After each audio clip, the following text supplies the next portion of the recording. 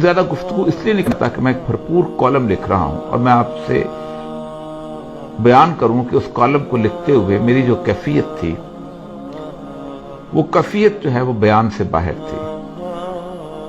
میں کالم پڑھ کے سنا دیتا ہوں اس لیے کہ اس کالم کے بعد میرے پاس کوئی اور لفظ ایسے نہیں بچیں گے کہ میں اس تقریر پر تبصرہ کر سکوں۔ یہ کالم خالصتاً سید الانبیاء صلی اللہ علیہ وسلم کے حوالے سے، اسلام و فوبیا کے حوالے سے مسلمانوں کی آواز کو اس عالمی فورم پر بلند کرنے کی بات ہے۔ باقی تمام مسائل جو ہیں وہ اور طریقے سے حل ہوتے ہیں، لیکن اسلام و فوبیا یا رسول اللہ صلی اللہ علیہ وسلم کی گستاخی جو ہے یہ زبان و بیان کا مسئلہ تھا، اور اس کا مقابلہ بھی زبان و بیان سے اور قلم و قلم سے ہو سکتا تھا، اور وہ انتہائی خوبصورتی کے ساتھ کیا گیا۔ میں آپ کو کالم آپ کی نظر کرتا ہوں، یہ انشاءاللہ العزیز آپ اخبارات میں بھی پڑھ لیں گے، لیکن میں یہ خراج عقیدت ہے جو عمران خان صاحب کو دینا چاہتا ہوں۔ 31 اکتوبر 1929 کو غازی علم الدین شہید کو اس میاں والی کے علاقے میں جیل میں تختہ دار پر لٹکایا گیا، جہاں سے عمران خان کے ددھیال کا بھی تعلق ہے۔ لیکن کس قدر حیرت کی بات ہے کہ اس عاشق رسول کے آباء اجداد میں سے بابا لہنا نے جب اسلام قبول کیا تو اس نے لاہور کے سرحدی علاقے برکی ہڈیارہ میں آ کر ٹھکانہ بنایا۔ یہ وہی برکی ہے جو عمران خان کا ننھیال ہے۔ مجھے کوئی مماثلت نہیں ڈھونڈنی، میں تو حیرت میں گم آج سے 90 سال قبل آنکھوں میں آنسو لیے علامہ اقبال کے اس چہرے کو اپنے تصور میں لا رہا ہوں جو غازی علم الدین شہید کو لحد میں اتارتے ہوئے ہچکیوں سے رو رہا تھا۔ میاں والی میں شہید کو دفن کرنے کے بعد جب مسلمانوں کا ایک وفد علامہ محمد اقبال، سر محمد شفیع اور مولانا ظفر علی خان کے ساتھ گورنر پنجاب سے ملا اور غازی علم الدین کے جسد مبارک کی حوالگی کی درخواست کی تو اس یقین دہانی پر مان لی گئی کہ امن عامہ کی ذمہ داری آپ لوگوں پر ہی ہوگی۔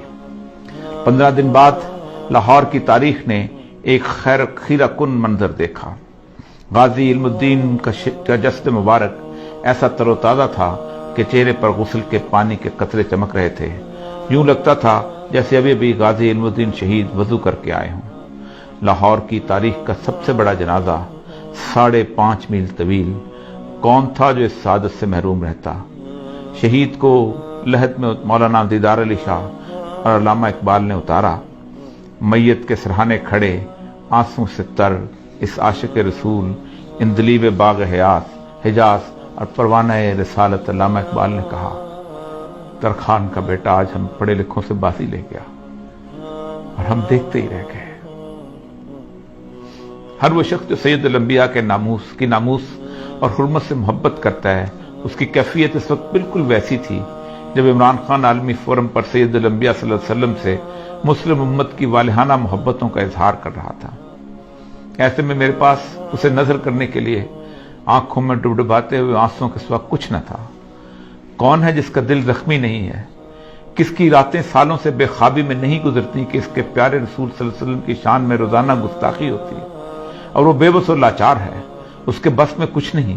وہ پکار کر بتانا چاہتا ہے کہ میں اس مدینے والی سرکار سے اپنی ماں، باپ، بہن، بھائی اور اولاد سے زیادہ محبت کرتا ہوں، اور یہ میرا آخری سرمایہ ہے، یہی میرے ایمان کی جمع پونجی ہے۔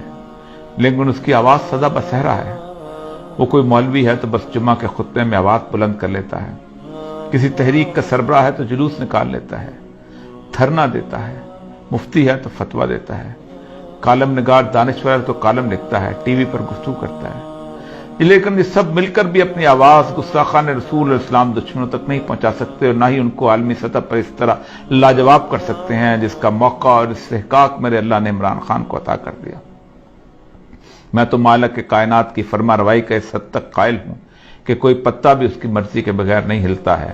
یہ کیسے ہو سکتا ہے کہ عمران خان کو ناموس رسالت کے لیے آواز بلند کرنے کی توفیق منشاء الہی کے بغیر ہوئی ہو؟ یہ تو انتخاب ہے اور مجھے اس پر صرف رشک کرنا ہے۔ میرے پاس صرف تشکر کے آنسو ہیں۔ اقوام متحدہ کے 193 ممبر ممالک کے جمع غفیر میں 57 مسلمان ریاستوں کے سربراہ ہیں، اور ان میں سے اللہ نے میرے ہی ملک کے سربراہ کو یہ توفیق عنایت کی۔ شاتمین رسول کا قصہ کوئی تازہ نہیں ہے، مغربی دنیا میں اس کا آغاز سید الانبیاء صلی اللہ علیہ وسلم کے وصال کے تقریباً 150 سال بعد 780 عیسوی میں ہو گیا تھا، جب ایک شخص تھیوفس دی کنفیسر نے رسول اکرم صلی اللہ علیہ وسلم کی شان میں گستاخانہ سوانحی خاکہ تحریر کیا تھا۔ یہ واحد شخص ہے جسے اپنے زمانے کے عیسائیوں کے دونوں بڑے گروہ یعنی رومن کیتھولک اور مشرقی آرتھوڈاکس نے 12 مارچ 817 میں اس کی موت کے بعد اسے ایک قابل احترام سینٹ کا درجہ دیا اور اسے پوری عیسائیت کا مشترکہ راہب قرار دیا۔ اس ملعون کی موت کے بعد سے آج تک یعنی 1200 سال تک مغربی دنیا کی پوری علمی تاریخ اسلام دشمنی، اسلام فوبیا اور سید الانبیاء صلی اللہ علیہ وسلم کی گستاخیوں سے بھری ہوئی ہے۔ کوئی بڑا مورخ اٹھا لیں، آپ کو اس کی تحریروں میں اسلام اور سید الانبیاء صلی اللہ علیہ وسلم سے نفرت ملے گی۔ یہ نفرت اور تعصب ان کی تحریروں میں اتنا واضح ہے کہ وہ تکلیف دہ حد تک جھوٹ بولنے سے بھی گریز نہیں کرتے۔ آپ کوئی بڑا نام لے لیں، William Muir, Margoliouth, Max Weber, doctor Sprenger, Toynbee, sir Hamilton Gibb, Montgomery Watt, Thomas Carlyle, غرض ایک لمبی فہرست ہے جس میں ہر کسی نے ہر صدی میں اس جرم میں حصہ ڈالا۔ یہ وہ مورخین ہیں جنہوں نے تاریخ میں اتنا جھوٹ بولا ہے اور اس صفائی سے بولا ہے کہ آج مغرب کا ہر بچہ اور میرے ملک کا انگریزی میڈیم تاریخ پڑھنے والا ان 12 سالوں میں لکھے ہوئے اس جھوٹ کو تاریخی ماخذ یعنی ہسٹوریکل سورس سمجھ کر سچ مان لیتا ہے۔ یہ ہے وہ صدیوں پر محیط سازش جس کے خلاف مسلمانوں میں سے محبت رسول کے امین علماء کرام، مفتیان، حکام اور ادیب و دانشوروں نے ہمیشہ آواز اٹھائی، لیکن یہ تمام آوازیں اس امت کے لوگوں کے لیے تسکین روح کا باعث تو بنتی رہیں لیکن مغرب کے لیے ایک چھوٹا سا واقعہ بھی نہ بن سکیں۔ عمران خان کی تقریر ایک بہت بڑا واقعہ ہے۔ یہ 2 وجوہات کی بنیاد پر زیادہ پر اثر ہے، جادوئی تاثیر رکھتی ہے۔ پہلی وجہ یہ ہے کہ وہ اس مغرب کی تہذیب کا ہیرو رہا ہے۔ اسے یورپ کے نوجوان لڑکے اور لڑکیوں نے دہائیوں تک اپنے دل کا شہزادہ، ہارٹ تھروب بنا رکھا تھا۔ ایسا شخص جب میرے آقا سرکار دو عالم صلی اللہ علیہ وسلم کی ناموس کا پرچم اٹھاتا ہے تو پھر مغرب سوچنے پر مجبور ہو جاتا ہے۔ ان کا یقین ایسی تمام جھوٹی تحریروں پر متزلزل ہو جاتا ہے اور وہ اصل اسلامی ماخذ کی طرف رجوع کرتے ہیں۔ دوسری وجہ یہ ہے کہ ایک بہت بڑے اسلامی ملک اور ایٹمی طاقت کا منتخب وزیر اعظم ہے۔ اس کی آواز پورے عالم میں گونجتی ہے اور وہ بھی ایک عالمی فورم پر، تو پھر وہ صرف عمران خان نہیں بلکہ 22 کروڑ مسلمانوں کا نمائندہ بن جاتا ہے۔ ایسا نمائندہ جسے 1.5 ارب مسلمانوں کی نمائندگی کا حق اور میرے آقا کی ناموس کے تحفظ کا شرف بھی خود بخود حاصل ہو جاتا ہے۔ ایسے مواقع گزشتہ 30 سالوں میں بے نظیر زرداری، مشرف اور نواز شریف کو بھی اپنے دور اقتدار میں ملے تھے، لیکن انہیں یہ سعادت حاصل نہ ہو سکی۔ سلمان رشدی کی واحیات کتاب 1988 میں آئی تو پورا عالم اسلام سراپا اشتعال تھا۔ بے نظیر اس کے خلاف احتجاج کرنے والوں پر گولی چلانے کی فرد جرم لے کر دنیا سے رخصت ہو گئی۔ 2005 میں گستاخانہ کارٹون چارلی ہیبیڈو میں چھپے تو مشرف برس اقتدار تھا، پھر زرداری اور نواز شریف دور میں بھی بار بار چھپتے رہے۔ یہ سب حکمران اپنی خاموشی کی FIR لیے اللہ کے حضور جانے کے منتظر ہیں۔ ہر ایک کو اقوام متحدہ کا یہ فورم میسر آیا، سب نے تقریریں کی لیکن ان کی زبانیں گنگ رہیں، کسی کو اللہ نے یہ قوت گویائی نہ دی تھی۔ علامہ خادم حسین رضوی صاحب کے خلاف جب سپریم کورٹ میں خفیہ ایجنسیوں نے رپورٹ جمع کرائی تو لکھا کہ اوریا مقبول جان انہیں اخبارات اور ٹی وی پر بہت سپورٹ کرتا تھا۔ میں نے فرد جرم کے جواب میں کہا تھا، ناموس رسالت کے لیے اگر بدترین ڈاکو اور بدنام ترین ڈاکو بھی کھڑا ہوگا تو میں اس کی جوتیاں اٹھاؤں گا۔ اس وقت عمران خان کی تقریر کے خلاف بولنا یہ ثابت کرے گا کہ آپ کو ناموس رسالت سے نہیں بلکہ اپنے نفس کی ریاکاری سے محبت ہے۔